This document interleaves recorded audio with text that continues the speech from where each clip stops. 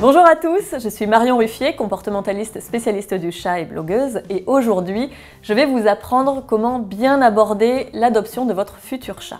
Ou adopter, il y a plusieurs possibilités, ça peut être chez un particulier, dans une association, un refuge comme la SPA ou encore un élevage si vous voulez un chat de race. Quand adopter votre chaton ?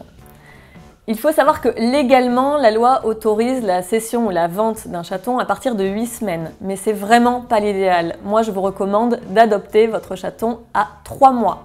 C'est important qu'il reste auprès de sa mère et de sa fratrie jusqu'à ces 3 mois pour qu'il ait un sevrage complet, c'est-à-dire un sevrage alimentaire, mais aussi un sevrage éducatif et affectif. Le mieux au moment de l'adoption, c'est d'avoir le week-end ou les vacances juste derrière vous pour que votre chat ait bien le temps de s'intégrer à votre maison, à votre rythme de vie, à votre voix, bref, à votre présence. Comment bien juger du sérieux de l'établissement ou de la personne chez qui vous allez adopter le chat ? Eh bien, en posant des questions déjà pour savoir quel âge il a exactement, si son passé est connu, s'il a grandi auprès de sa mère, s'il a des maladies. Il n'est pas rare qu'un chaton en association, par exemple, ait une gale d'oreille ou un coryza. Une personne qui est honnête vous le dira. Elle n'essaiera pas de vous cacher les choses. C'est important aussi de demander à visiter, par exemple dans un élevage, de visiter les structures pour voir comment a grandi le chat. Si vous êtes reçu dans une salle un petit peu insalubre avec quelqu'un habillé en bleu de travail, méfiez-vous.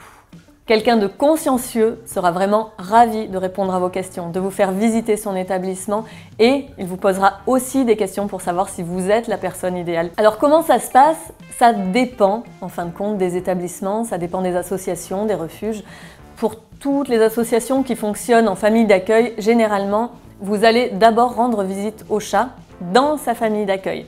Et si le feeling passe et que vous voulez adopter ce petit chat, eh bien c'est la personne bénévole de l'association qui va se charger de vous amener le chat directement chez vous. Dans les SPA, il arrive assez fréquemment qu'on puisse voir le chat et repartir avec dans la même journée.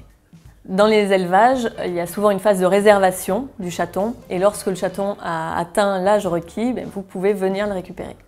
Dans les refuges et associations, on va souvent vous demander une photocopie de votre pièce d'identité et une petite participation financière, en fait pour les frais médicaux. C'est-à-dire que vous allez avoir un chat qui aura été vermifugé, vacciné, pucé, donc avec une puce électronique, l'identification, et le prix comprend aussi la future opération de castration ou de stérilisation. Parfois, on va aussi vous demander un chèque de caution qui vous sera rendu au moment de l'opération du chat, c'est-à-dire la castration ou la stérilisation. Les refuges, les associations, SPA luttent beaucoup contre la surpopulation féline et c'est bien normal. Par contre, il faut savoir qu'un éleveur n'a pas le droit de vous imposer l'opération. C'est légalement interdit. Attention, on n'a pas le droit de vous demander ni un avis d'imposition, ni des fiches de salaire, ni vous imposer des choses comme être en couple. Attention aux prix abusifs que peuvent demander certains particuliers pour vendre un chaton qui a reçu aucun soin vétérinaire. Lors de l'adoption, il doit vous être délivré une attestation de cession ou de vente de l'animal, ainsi qu'un petit document qui vous informe des besoins du chat.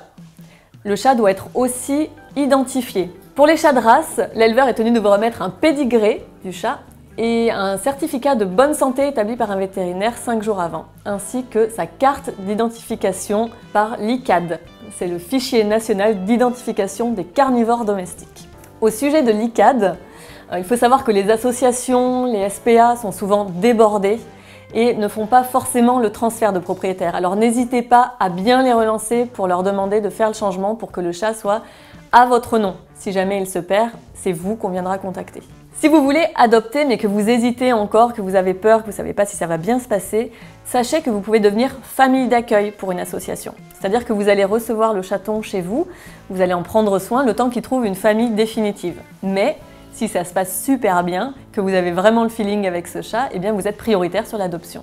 Si vous choisissez d'être famille d'accueil, sachez que l'association va se charger de vous fournir les croquettes, la litière et parfois même les jouets pour le chat. Maintenant que vous savez bien comment aborder l'adoption de votre futur chat, retrouvez plein d'autres conseils et astuces en vous abonnant à la chaîne Minute Facile et sur mon blog absolumentchat.com. À très bientôt!